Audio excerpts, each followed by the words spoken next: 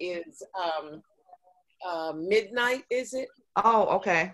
The Is one with the white yes, backless yes. gown. Yeah, yeah, Yeah. Oh yeah, that was pretty. yeah. Mm-hmm. You know, but That was one of my I think that was the first book that I read by you was Midnight. okay. Mm-hmm. We have changed the gentleman who was the art director for that book. Also was the one that gave us Nighthawk, which is my favorite. Oh my God. Yeah. I like that one too. Yeah. Definitely. So Yeah. Yeah, One of my I love that favorites. cover. oh, I know. And, you know, and it was funny because I was in the middle of a deadline and I hadn't been, I don't know, asleep for a couple of days. It came early in the morning. It was one of the first things I looked at when I got up. And it was just the model. It didn't have any of the writing on it or anything. So it was just him. And I looked at that and I was like, oh my God, that'll wake a sister up, you know. Put it on the Facebook page and the ladies just went absolutely insane. Yeah. I told him, I said, okay, let me take him down so he can get a towel from y'all licking on it and all that stuff. Oh, good gracious. You know, I got to tell you, the cover of my favorite book, I don't understand it at all. My favorite book of all of yours is The Edge of Midnight. Yeah. And I don't get that cover at all. You know, I made them it. redo that, at least the profile of the woman, because she looked like a white girl when I got it the first time. And Is that the one with the guy with the cornrows? that's the It's kind of gray and black. it's yellow and it's black. It's one of my favorite. Me too. Yellow and black. I got like where I we got a whole box of your books. oh, okay. I don't have a copy here. If I did, I'd run and get it. I have one. I'll run and get it. Okay, all right. But I made them redo it because from the way she looked, even though it's just a profile, you know, a shadowy kind of profile, she looked like a white girl. So I'm like, nah, y'all gotta redo this. So they did, and looked like a sister when it came back. So Yeah. I was like, cool, yeah. Yeah. So yeah, so we're all here. Oh, there it is. Oh, that one. Yeah, I have that book. Yeah, so the woman looked like a white girl when I got it the first time. She didn't have the band on her hair and Yeah. like not our hair, and she didn't look like a. I don't know if you can see. I got it. Yeah. She's having In trouble. Yeah, please ask questions with Ms. Bev. Yeah, we're doing okay. We're doing okay. I just got to be out of here in an hour or so because I got to be in St. Louis by Zoom this evening with Sonali Deb and Eloise. Oh wow. Who else is there? Me and somebody else. There's four of us. So we'll be in St. Louis tonight. I've been zooming all over the country. I'm like this because I'm zooming every day. I'm zooming somewhere else. So is it difficult to try to keep up with all the different time zones? Somewhere else. It beats getting on a plane though. Like you said, it beats getting on a plane because you know all summer, you know, last year and the year before that, you know, I was very, very seldom at home. You know, every Friday I was flying somewhere and I'd get home on Monday and have to go out again on Tuesday. Hey, Laurent, how are you? Join us if you got questions. I don't know how we're gonna see them, but you know, put them up there and we'll figure it out. Our moderator is having issues, so sort of winging this. Okay, no worries. I'm glad I came back because I was here and then there was nobody and then I left and I said, let me try again. And I know, I did too. I said, I'm out, y'all. They're like, no, we're yeah, that's what I did. I gave them 15 and I was gone, but I'm back. So I got a few more minutes left. We can put our questions in the chat. That way we're not talking over each other. Okay, now where's the chat? Just at the bottom. Click on chat, and if you have a question, there's three. Somebody has asked a question. Let me see. There's no questions in there. Okay. Our moderator is Kristen Harris, but she has not signed in. She's having trouble logging. I don't know why I'm reading this to y'all like I'm at a funeral. Okay. Hey, LaRonda. Hey, how are you? Okay. Lisa Danielle. I had to go back and forth to see if the meeting. Lisa, are you here? Yep. Oh, there you go. Hey, baby, how are you? I'm good. How are you? I'm fine. Yeah. Okay. Yemi, are you here? I don't know if I'm pronouncing your name right. You're pronouncing it right. I'm here. Hi, Miss Beverly. Hey, sweetie, how are you? Okay, you have a question. Yes. How do I get my inspiration to write my stories? Yes. A lot of them come from the history. Sometimes it'll be characters, sometimes it'll be events. Let's take Forbidden as an example. My Rhine whiners is what I call the people who've been whining at me for the last 15 years about, where Rhine is, and I didn't know. When I saw as I noted in the author notes in the back, when I saw the information about the archaeological dig in Nevada, and that they'd found that the saloon that had been owned by their brother, David Boston, I was like, oh, okay, I know where Ryan is. So we're gonna give him the saloon. And then I ran across a thing about a woman, this guy saw the sister walking across the desert with a cook stove on her head. Where she was going, she was by herself, and sister was just striding. And that was all he knew, or he didn't stop or anything, it was all he said. So I was real intrigued by that, and I wanted to know who she was and where she was going. And since I didn't know, I gave her a story, and I turned her into Edie Carmichael. And so sometimes just small things will spark stories and spark the cliched writer, what if?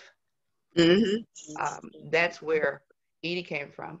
And then most of you know that for Indigo, right, came out of a little piece of history that I ran across in a book called Bullwhip Days, where one of the freed slaves said he knew a man named Wyatt who was free, sold himself into slavery for the love of a woman. Wow. Yeah. That sort of stopped my heart, right? That's a heart stopper. Right. And I remember asking my husband, telling my husband about it. He was like, I don't know, baby.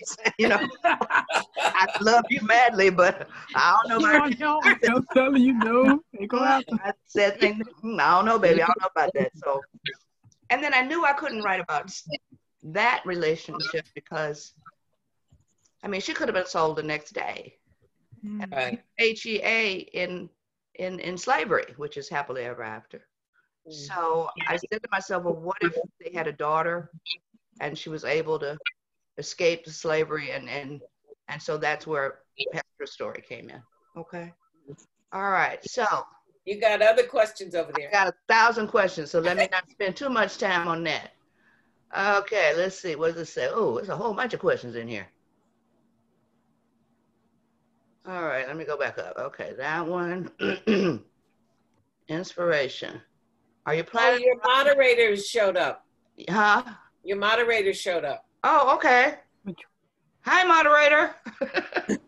Are you planning to write another book from the chapters from? Hi, everyone. Hey there. How are you? Hi. I'm going to do the moderating for today on behalf of the other hosts for Black Writers Weekend. Hello, Miss Jenkins. Hey, baby. How are you? Hello to everyone that is participating today. We appreciate you guys being here, and we're going to go ahead and get started. So I need everyone to mute your mics. And I'm going to start with a few interview questions that we have for Ms. Jenkins, and then I'm going to start asking your questions from the chat box. Okay, well, we've done a couple already in the chat box. Okay, I'll scroll up to make sure that I get those. Okay, all right. And I'll keep my questions brief so that we can let everyone get their questions in as well. Because there's a ton of them. Get ready, Ms. Jenkins. I'm ready, baby. Go ahead. Okay, so how did you master your life as a writer? How do I master my life? How did you master your life as a writer? So how did you keep everything together between balancing writing and balancing your regular life? Oh, okay. I wrote mostly at night. When I started in 90, the first book, Night Song, was published in 94. So that meant 93 was when I was working on it. And I was working, I had 2 kids, I had a husband, I was real active in my church. I wore a lot of hats in the community. I was a brownie leader. So I did most of my writing at night. And like most writers who have families, you try and write whenever you can, in order to not necessarily keep it balanced, but in order to get the words on the page, because most of the time the family comes first. So I'm writing in the car at band practices. I'm writing in the car in the auditorium at band concerts before they turn the lights out. Okay. The only place I wasn't writing was at church. Amen. So basically that was sort of how I did that. And I still write. Okay, great. What made you choose romance? Well, I think romance sort of chose me. There were no stories that featured us. I read everything. I read everything.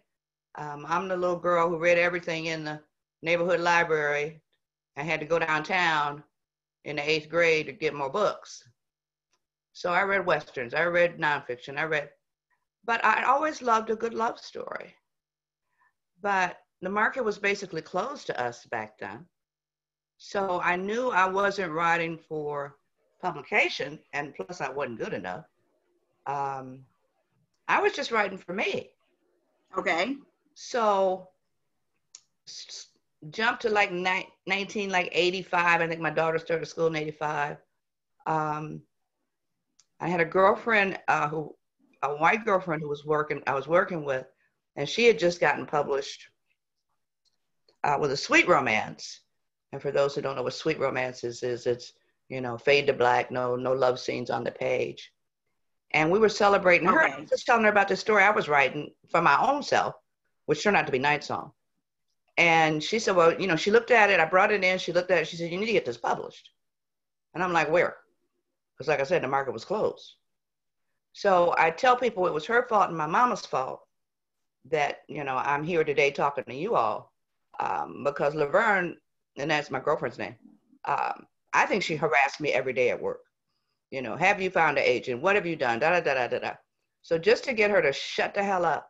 And I don't know how I found Vivian Stevens. Vivian was a big time editor at Dell and at Harlequin in the 80s. She also founded RWA, Romance Writers of America. And she had gotten out of the business around that time, which is probably 92 or so, 91, 92.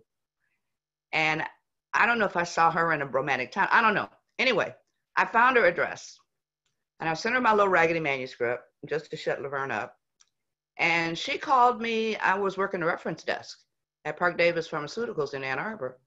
And she called me at the desk maybe no less than a week later and said she wanted to represent me. So, and it took us another 2 years to sell it. Mm-hmm. Because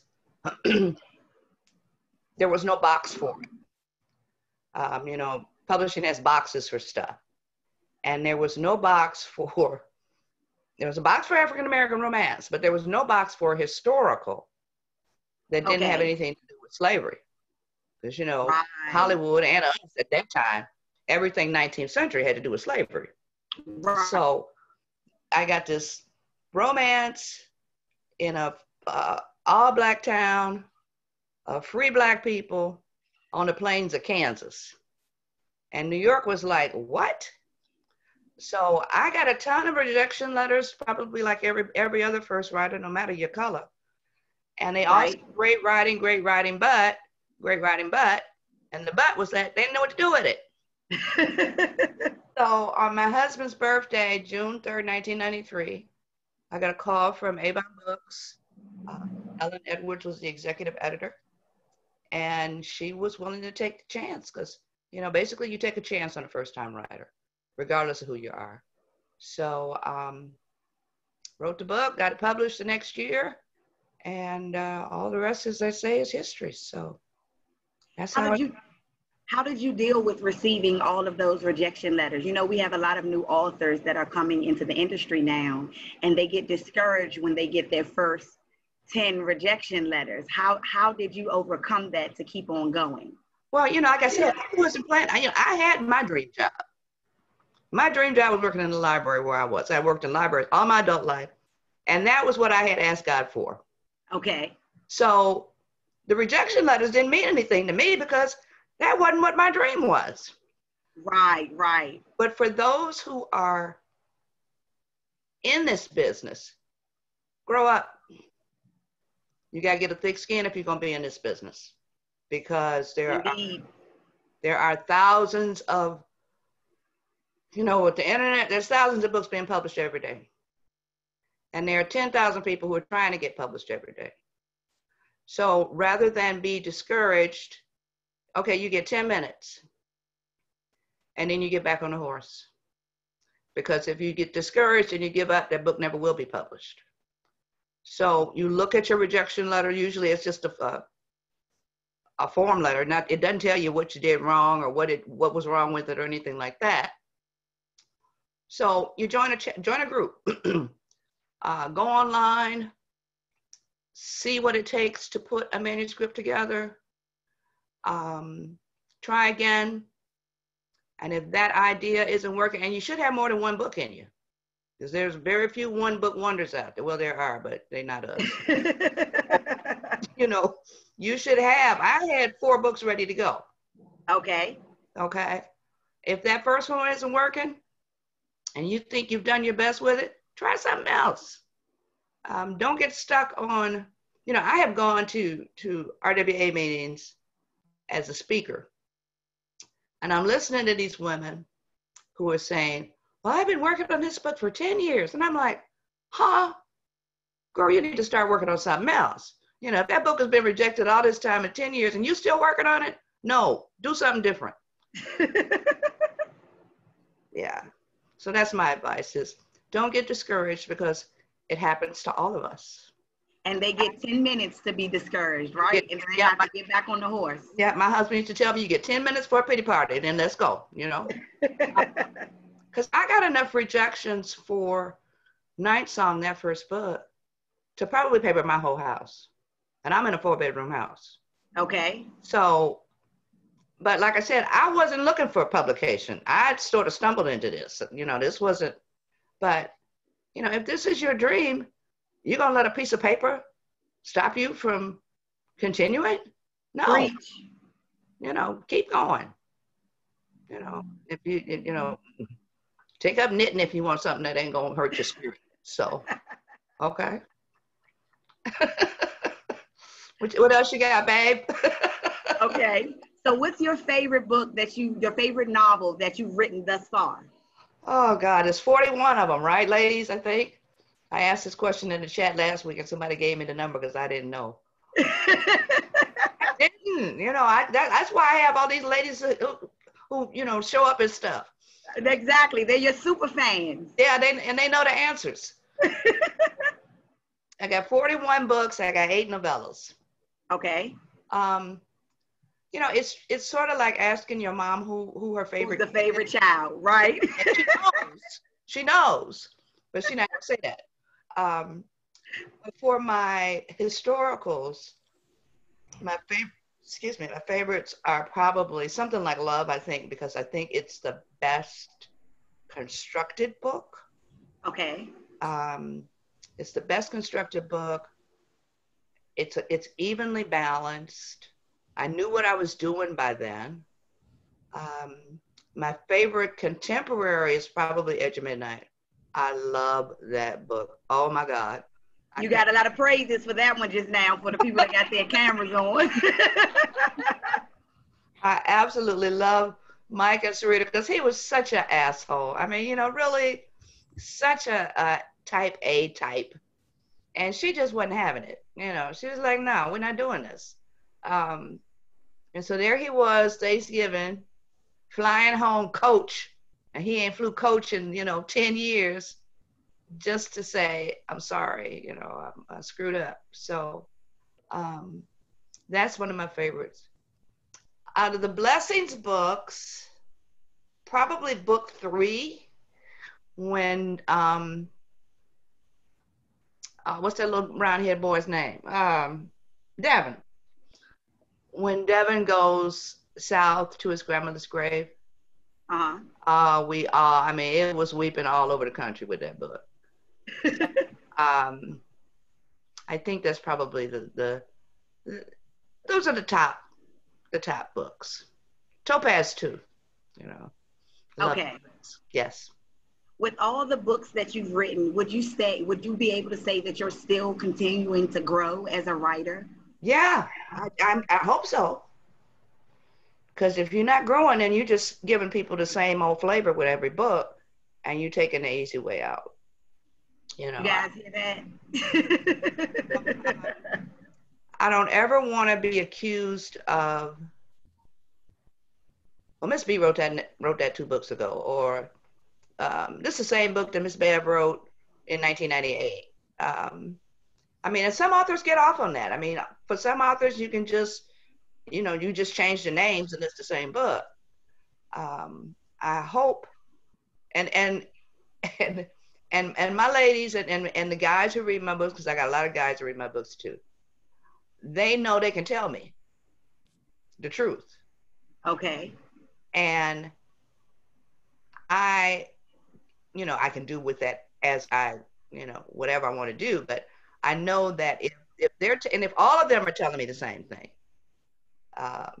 just like after I wrote the 2 young adults, and I don't remember which adult book came after that. And they were like, Miss Bev, no more young adult books. And I was like, why? Really? Yeah, well, for them it was personal. They were like, because your love scenes have lost their heat. Because I couldn't write any love scenes for the young adult books. Right. It was like, even though the kids wanted me to, but, it was like, no, y'all can't go in that closet. Get on over here. Get out of there. This is not what y'all supposed to be doing.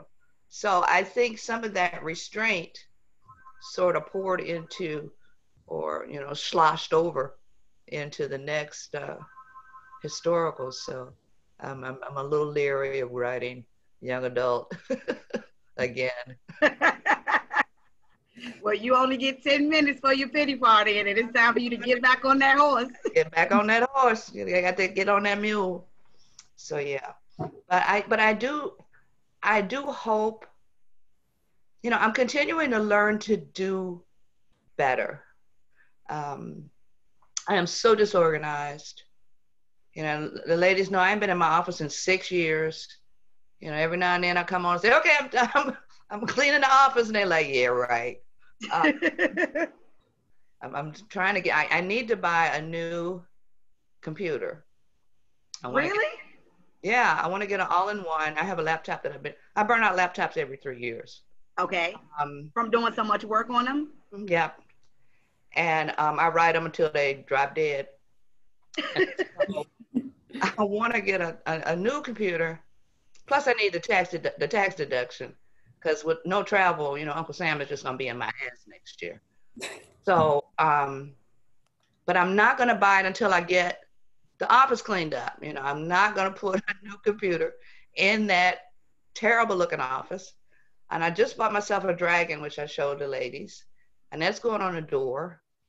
And oh, here it is. For those of you who have not seen my dragon, hold on a minute.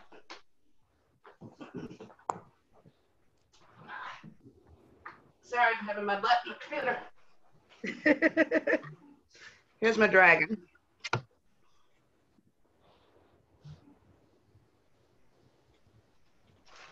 Okay.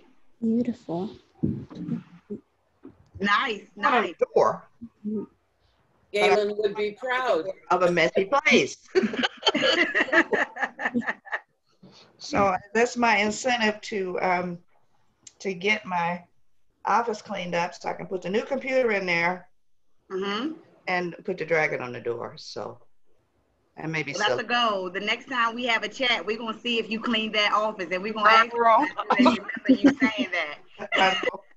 Write it down. We're gonna make that a short-term goal. There you go. Yeah, I have a couple of assistants, and one was here last week, and she said, we're gonna get this office cleaned by next week. Because she asked me, she said, when do you want to clean? I said, October 1st. She said, no. shorter term than that. And I'm like, oh, Right, October 1st. Because, you know, procrastination is my middle name. When you look in a dictionary, it's, you know, you look for procrastination. There's my A picture, huh? Yeah, yeah. Hey, Kristen, how are you? I'm good. How are you? Hey, Kristen. I am so sorry. I had technical difficulties over here for some time. I am so sorry. Are you ready to jump in? Do you have some more interview questions for her? Yes, I do. I don't know where you guys have kind of left off, but I do have some questions. So if I'm asking something that's already been answered, just let me know. I will. Okay, I'm going to turn it over to you, Kristen. Go ahead. Thank you so much. You're welcome. Alrighty.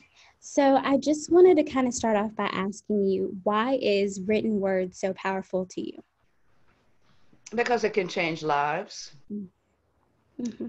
And I'm not sure who said it, but if you educate a woman, you educate a race.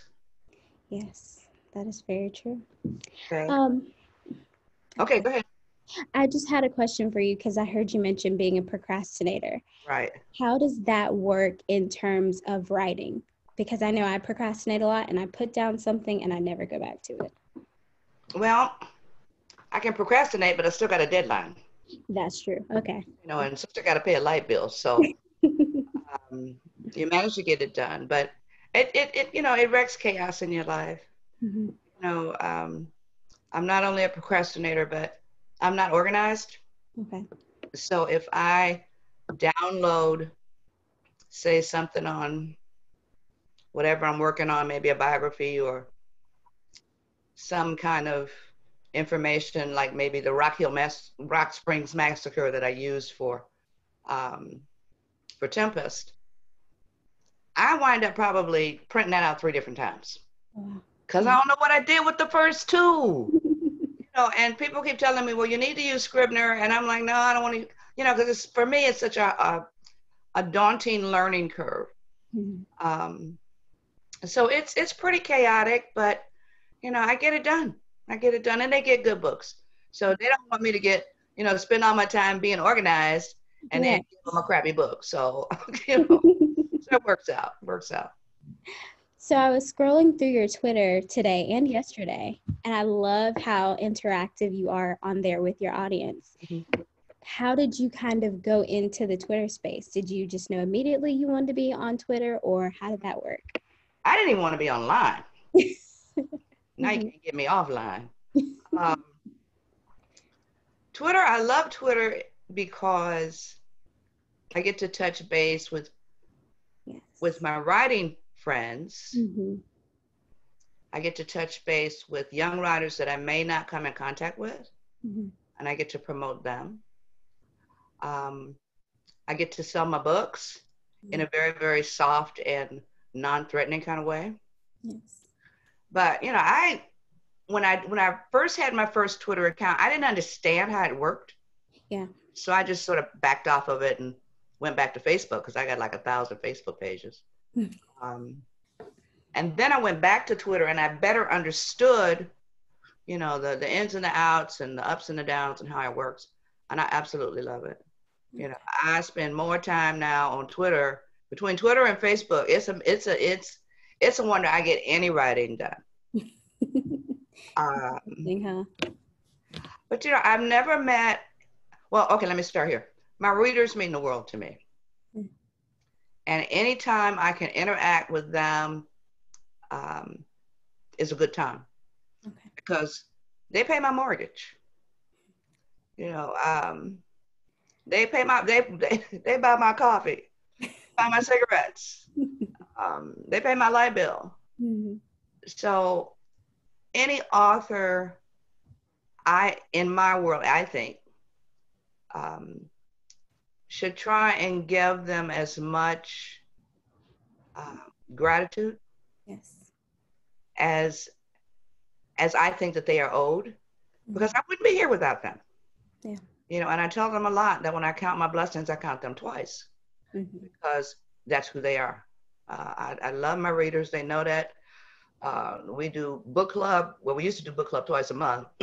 Now we've sort of gotten away from that, but we're getting ready to start them up again in September. And we meet once or twice a month and talk about my books, and I play music, and we just have a great time. And they cast the mythical movies and all of that. So my readers mean the world to me, and I've picked up a lot more readers since I've been on Twitter.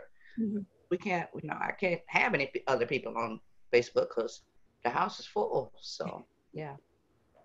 Okay. And I kind of wanted to take it back to when you were a reader. I know you still are, obviously, but I was watching an interview and you were saying how when you were growing up, you had your mother read to you a lot, and that kind of grew your own passion for reading. So how did your creative journey begin from going from a reader to a writer? We said at the beginning, I had no plans to be a writer. I was working in a library, and that was all I ever wanted to do. But the journey, I wrote back then when I was little, editor of my elementary school newspaper in the 4th grade. The Jones Elementary School Comet on the east side of Detroit. But, and I played around, and I told my sisters, silly little romantic stories at night when we were supposed to be in the bed sleep. But author writing kind of thing was not my thing. But when I was in high school, I had an English teacher. She had us write a story, and I turned in a story that she'd asked, as a creative story. And she came to me and she said, I want to put this in a contest. Oh, wow. And she was the first person, I was probably 15. She was probably the first person that actually said, you could do this. But, you're 15, you don't have a whole lot of self-esteem. You're not, I was not a very adventurous child, at least, for things outside of my comfort zone. And I was like, nah. And she was like, are you sure? And I was like, nah. So it never went into the contest. And, and then, and it never occurred to me, even then, that I would be a writer, because all I ever wanted to do was read and read and read and read and read and read. Okay. So when you're creating new work, how do you begin? How do you stay focused also? The focus is the hard part. But in romance, we say there are 2 kinds of writers. There are pantsers and there are plotters. The plotters, of course, is people who do outlines. They know everything that's going to happen in the book. And they use that as their guide in creating the story. And we have the pantsers. We write by the seat of our pants. We have no idea what is going to happen in a story. We may start out with a kernel. Some of us do, very, very vague kind of outlines.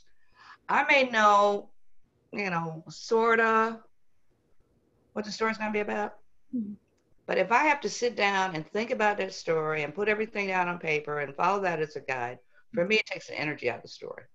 And I'm ready to go to the next book. So I'm just winging it.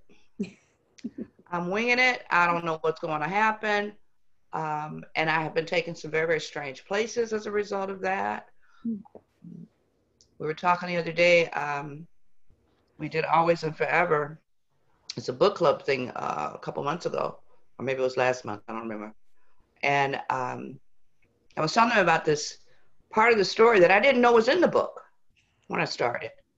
Our hero goes back to try and clear his name, runs into some people who would rather not be, accused of what they did, and they kick his ass and they're dragging him through the ground, dragging him on the, behind the wagon and stuff. And his people have to get him out of town so that he can heal.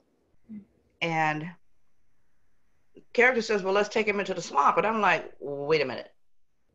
Swamps? I'm in Michigan. I know geography pretty well, I thought. I didn't know that there were swamps in Texas. So the characters are like, well, just keep up. So I'm typing and I go and get my atlas, and sure enough, there are swamps in Texas right there on the border with Louisiana. And in that swamp are two of the two of the most valuable characters in the story that I didn't have any idea were there, or even, no clue. So for me, that's the beauty, in writing as a pantser because, you know, and I always picture my characters sitting in a corner laughing at me. Mhm. They know the story and I don't. And with the Blessing series, when Mal takes the money and disappears, I don't know where he is. You know, everybody's like, where is he? And I'm like, I don't know. And I remember the night before the book was due, it was like 3 in. I'm in the bathroom and I'm looking in the mirror and I scream, Mal, where the hell are you? Because I still didn't know. And it was like, I knew instantly. He was in the oil fields in Oklahoma. And I'm like, you couldn't have told me this 2 weeks ago? So I went ahead and put that in the story and finished it up and turned it in. So yeah, the characters laugh at me. They know the story. And it's just like some of the tales you hear from the Native Americans who do totems. And they say that the figure is already in the tree. You just have to figure out what parts don't go there. Okay. So for me, it's like, okay, the story's already on the page. I just got to figure out what doesn't go on the page because they are telling me the story. And if I'm quiet enough and intuitive enough, they will let me know what the story is and what should be about. Because I can write something and look at the paragraph and say that is not right. So yeah. So have you always had that intuition, or was that something that came over time? Probably something that has been in me, but I didn't know it. Okay. My stories come through me. They're not of me. Okay. I think everybody who, and some writers may not agree with me, but I think every writer has a gift. I mean, everybody's got a gift. Some of us know what they are. Some of us, don't know. But it's a gift to be, because we don't know where these stories come from. It's not like, yeah, you think about what you want to write about, but that idea, where does that idea come from? I don't know, maybe God's got this library in the sky. I don't know. But my stories come through me. I mean, and you get little pieces at very, very odd times. Like I could be watching football. A character will come up and tap me on the shoulder and say, okay, here's a story. And I'm like, who the hell are you? What? Go away. I'm watching the game. So being a writer is an odd kind of a thing. But I love what I do and I wouldn't want to do anything else. Okay. And so what kind of sparked your interest for the historical romance? Well, it was the first thing that sold, basically. I had done a contemporary that I sent to Avon, let's see, probably, 4 or 5 years before they bought Night Song. And that book was so bad. Oh my God. That book was absolutely awful, to the point where I tell people the rejection letter almost beat me home from the post office from when I mailed it. It was that bad. But as it turned out to be Edge of Midnight. And it needed Indigo to be published first because the people in Edge of Midnight are the descendants of the people of Indigo. So everything in its time and place. But yeah, that book was so bad. Oh my God. It's like, and you write this first book and you think you know what you're doing and you all whatever, and yeah, I'm writing this book. And you don't know what the hell you're doing. You don't know what the hell you're doing. Very, and I tell aspiring writers, don't you dare send in that first draft. Nobody wants to see it. The first draft is just for you to throw stuff up against the wall and see what sticks. Okay. Don't you ever send your first draft in. And I was probably my first draft. I mean, it was terrible. It was absolutely terrible. But it turned out to be one of my best suspense because by 10 years later, I knew what the hell I was doing. So, yeah. So, okay, if it's not the first draft, how long do you keep going back to that draft before you would send it in? The first draft, like I said, every first draft is ugly. Mhm. Second draft, sometimes it's a draft you need. If you've tied up all of the plot holes, if you've given your characters life the way that a normal person acts and speaks and walks and talks, and if your grammar's good, and you have a beginning, a middle, and an end, I mean, you'd be amazed at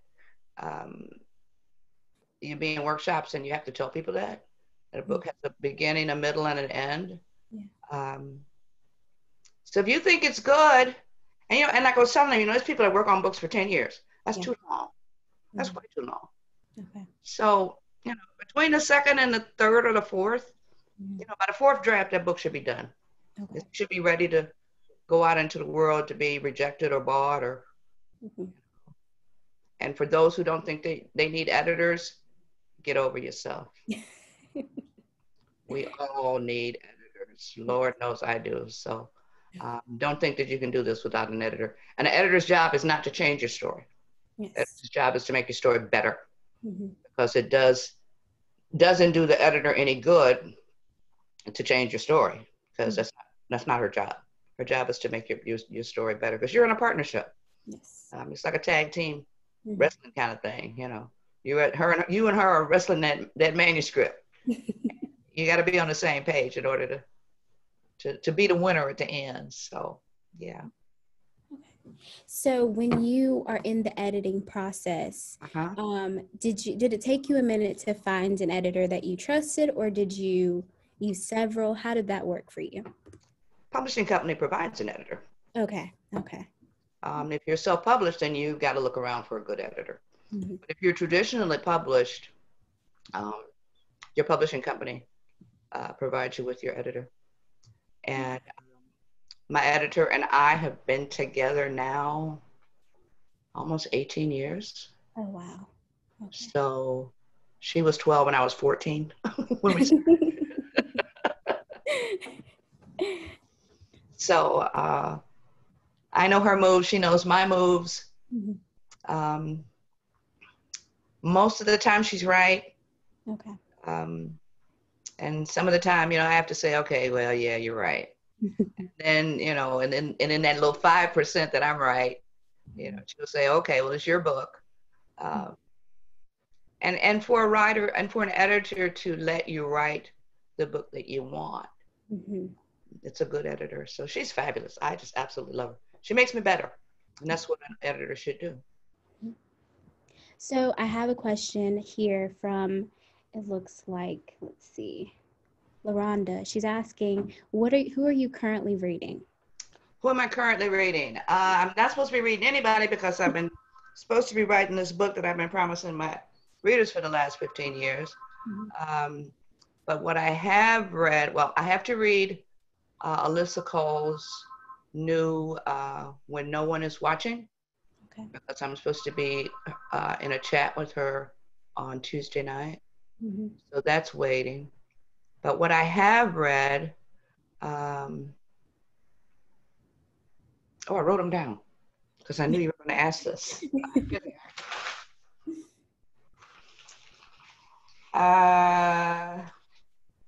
Janina's True Alpha by Janisha Higgins. It's a black shapeshifters, black wolves down in East Texas. And the series is fabulous. She is a great paranormal writer. I'm trying to get to Real Men Knit by Kawana Jackson. I'm trying to get to The Boyfriend Project by Farrah Rashan. I just finished The Roommate by Brandy Bush. It's a hot little erotica kind of novella kind of thing. And she's a great writer. I read fantasy mostly when I'm not writing. So I read a little bit of everything, but those are the top of my list right now. So, yeah. So do you, when you are reading, do you stop writing, or is it in between writing? How does that? Has to be after I'm done. Okay. Okay. Has to be after I'm done. I know some people will, I mean, everybody does it differently. So just because I do it this way doesn't mean that it works for everybody. But I have to have 2 weeks off between books. Okay. And then I try and catch up with all the stuff that my Kindle has been screaming at me about. Get over here and read this. You know, I can hear it at night when I'm in the bed. So, yeah. Okay. And I just have a question for the current events that are happening right now in the world.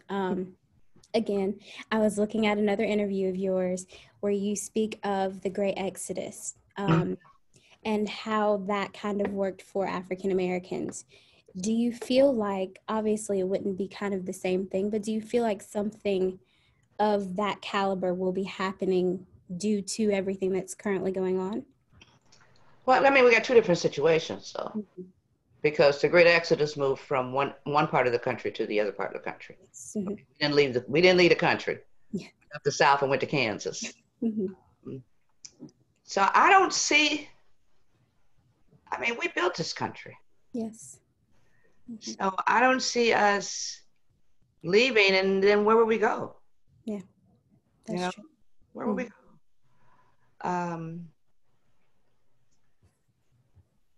Back in the 18th and 19th century, they tried to get us, Lincoln was going to free us and send us all to Liberia. Some people went to Liberia.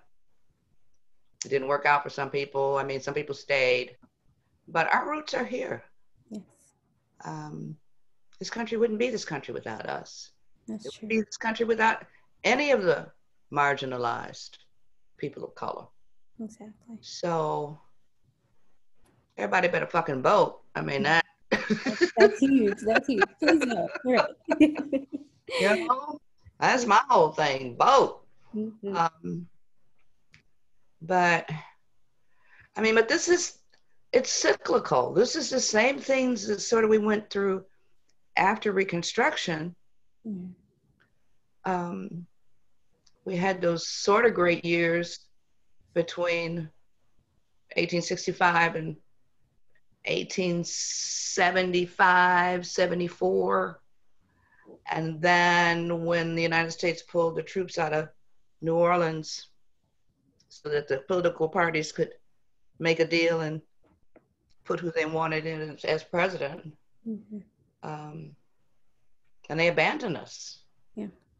And so you had places in the parishes of Louisiana with no Black men alive over the age of 14. You had the rivers in Texas just running with our blood. And we fought back a lot of times. But that fueled the exodus. We had to get out of the South. Yeah. Had to get out of the South.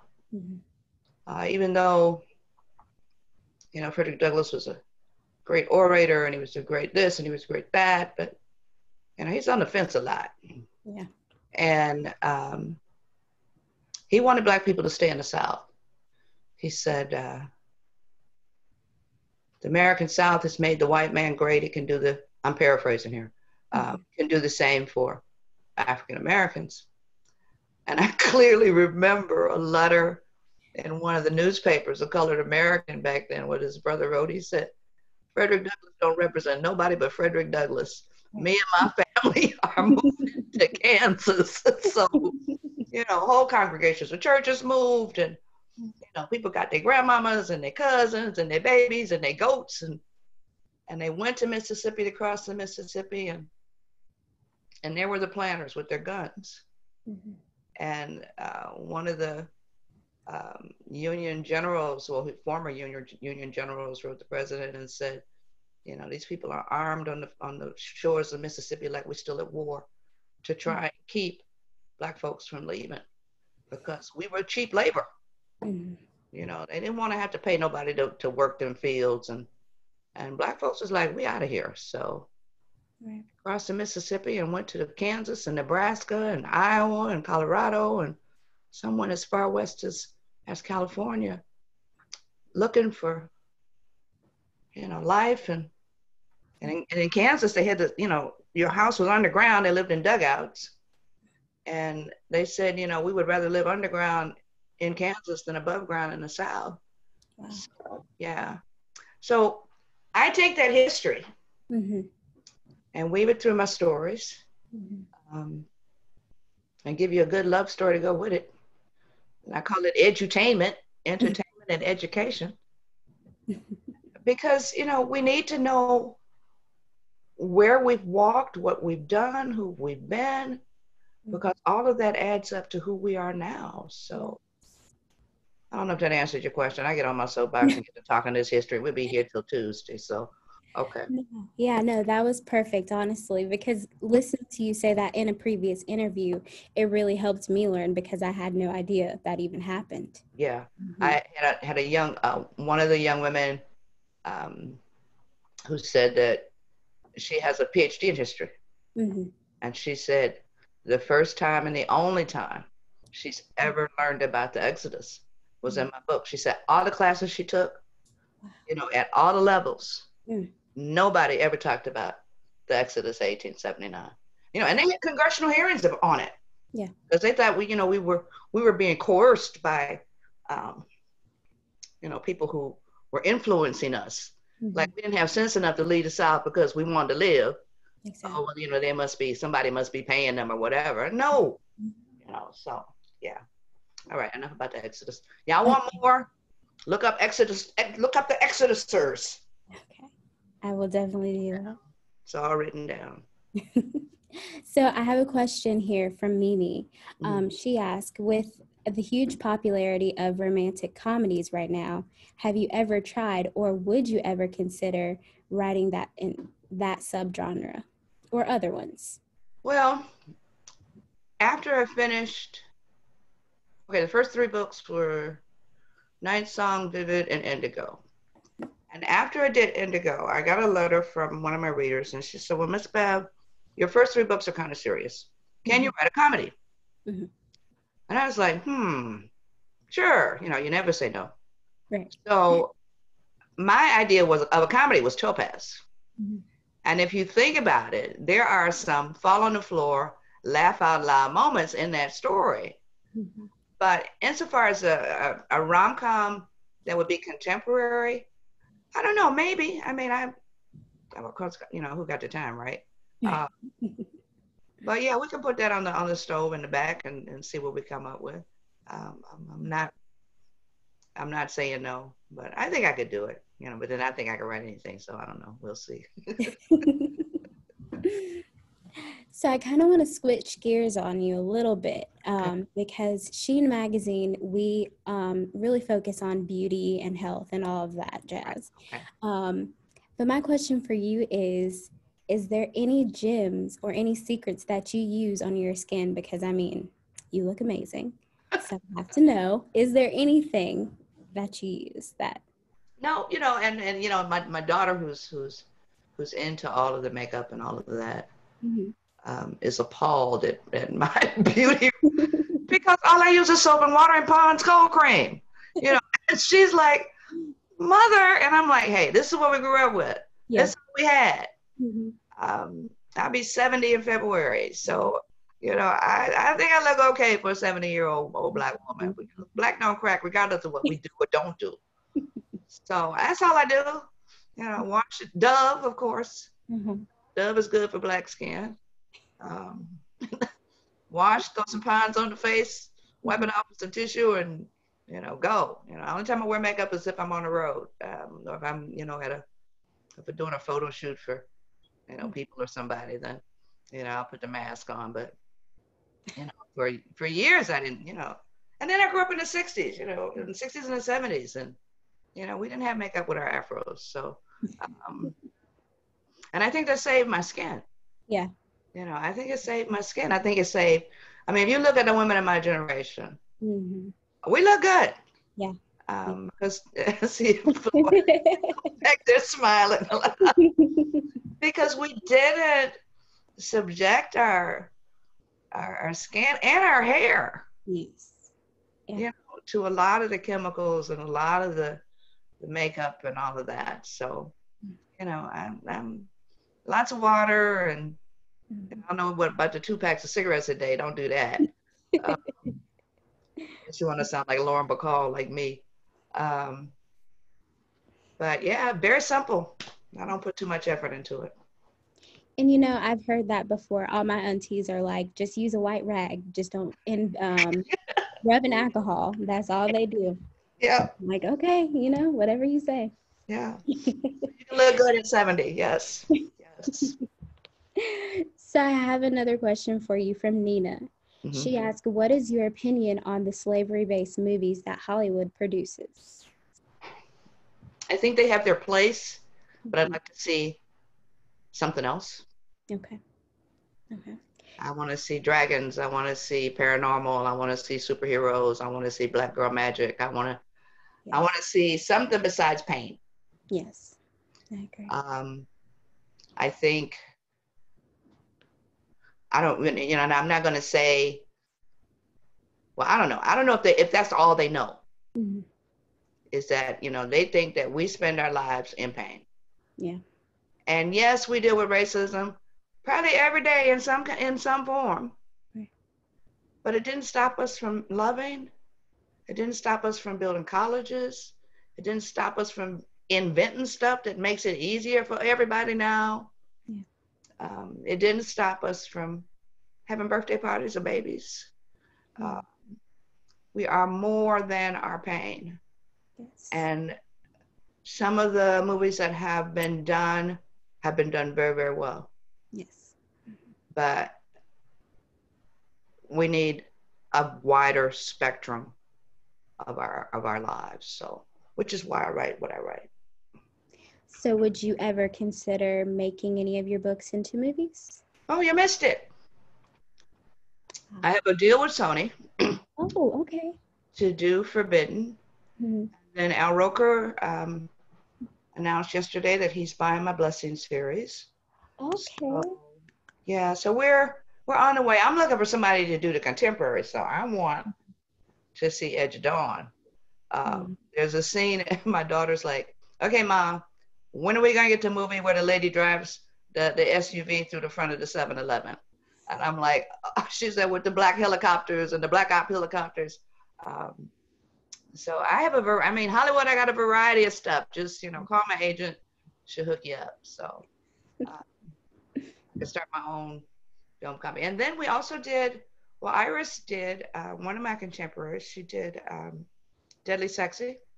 Okay. She has a small Siri Austin publications, productions. She has a small film company. She's also an African-American romance writer. Mm-hmm. And she said she got tired of waiting. Yeah. So she filmed her own books, and then she filmed one of mine and did a damn good job. Mm-hmm. We didn't have a whole lot of money. We did a crowdfunding.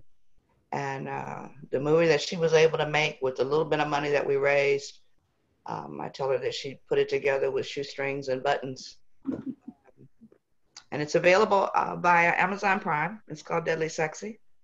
And it's awesome. So hopefully, you know, we'll get somebody with, you know, big money to do the rest, because we'd like to see some of the historicals. I'd love to see Topaz as a movie. All those Black actresses that would get a chance to work, that would be great. Yes. So we'll see what blessings the future holds. Okay. Alrighty. And so at what point do you feel like you have mastered your space as a writer, as an author? You can always learn. Mm-hmm. I'm not through learning. Okay. I try not to read too much of this hype about myself. Mm-hmm. Because, you know, you can get hung up reading your own press releases and stuff, and you wind up being smacked by your sisters and stuff, and be like, come back to reality. You know, I don't ever want to be in that position. Because I have seen authors who are much bigger than me. I don't consider myself a big author, but I have seen some of the big authors just show their asses in public. And a disdain for the people who are buying their books. That is just terrible. I'm like, these people are paying your mortgage. the hell is wrong with you? Mm-hmm. So I'm comfortable where I am. Mm-hmm. I love the love that I get, but I don't think I don't think you ever master the art of writing. I mean, I always think I can get better. Mm-hmm. And I always try and show that my mama raised me well. Yeah. Dealing with my readers. So yeah. Okay.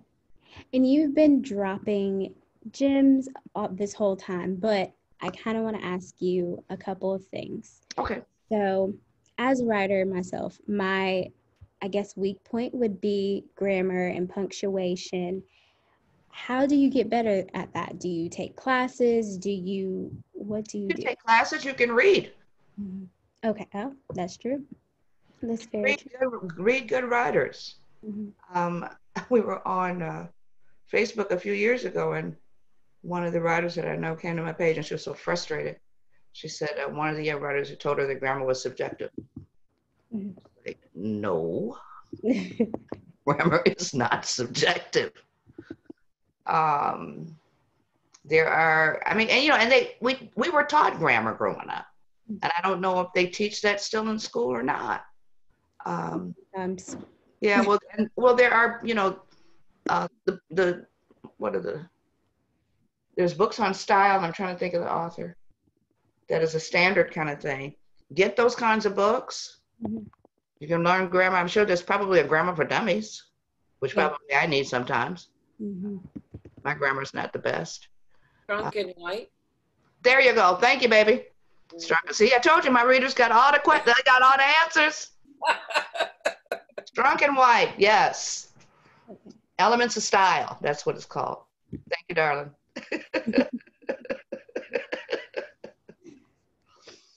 Okay, Kristen, what else you got? So if we're just now starting to write and we're just picking up the pen, how do you suggest starting? Just start. Okay. There's no rhyme or reason. I mean, and don't try and write the book all at once. Mm-hmm. Take little steps.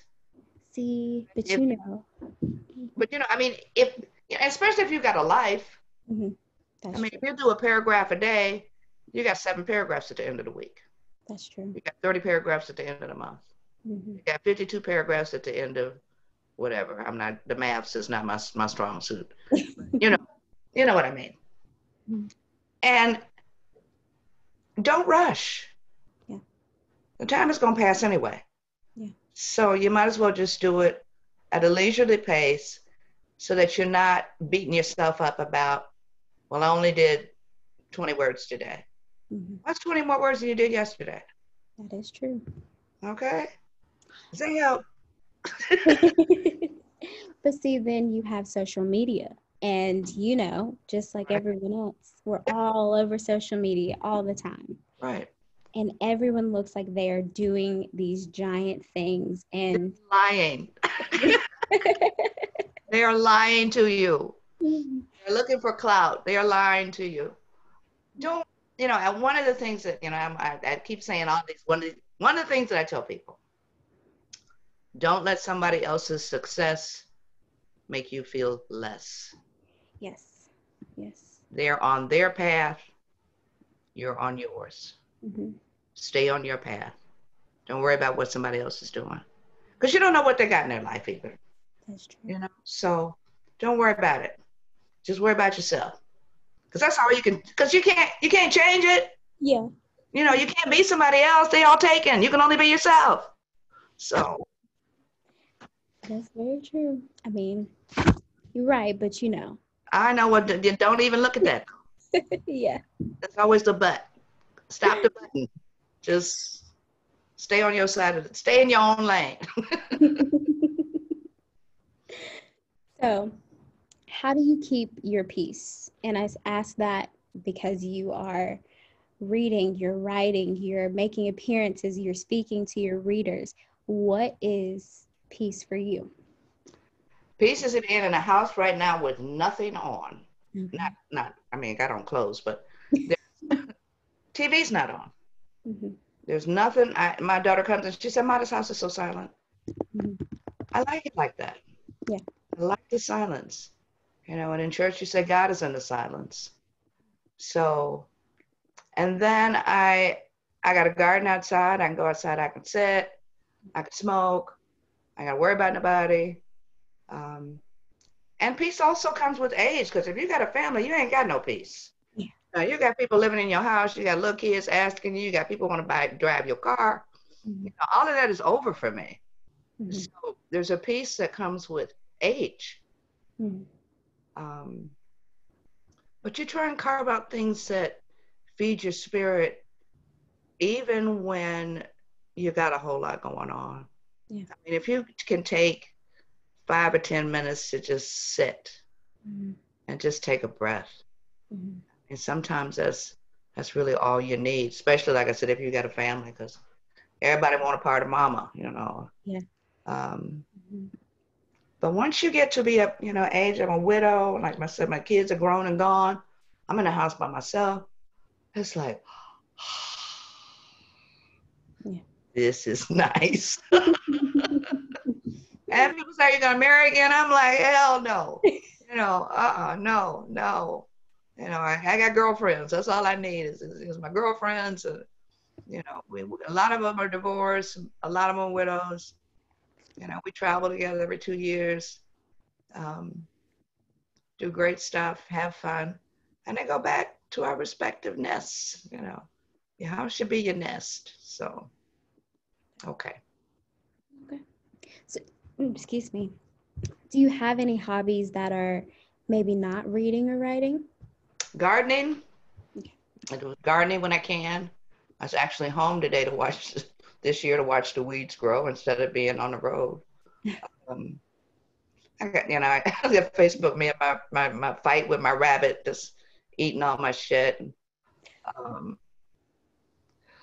So other than that, I'm reading it because I get to do it so not as much as I used to growing up, you know. So reading is a very, very precious thing to me. I bake, I cook,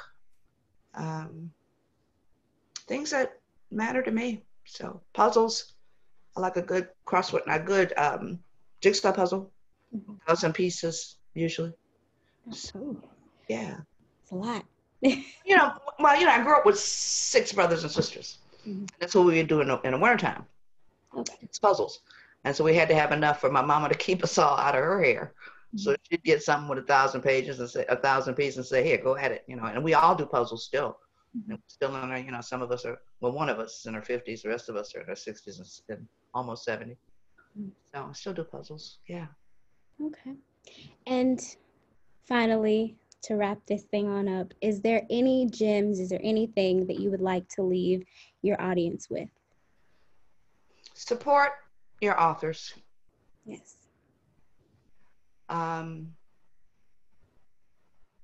If they are, whether they're traditionally published with the big 5 or whether they're independent, when you see those pre-orders come up, that pre-order page come up, pre-order.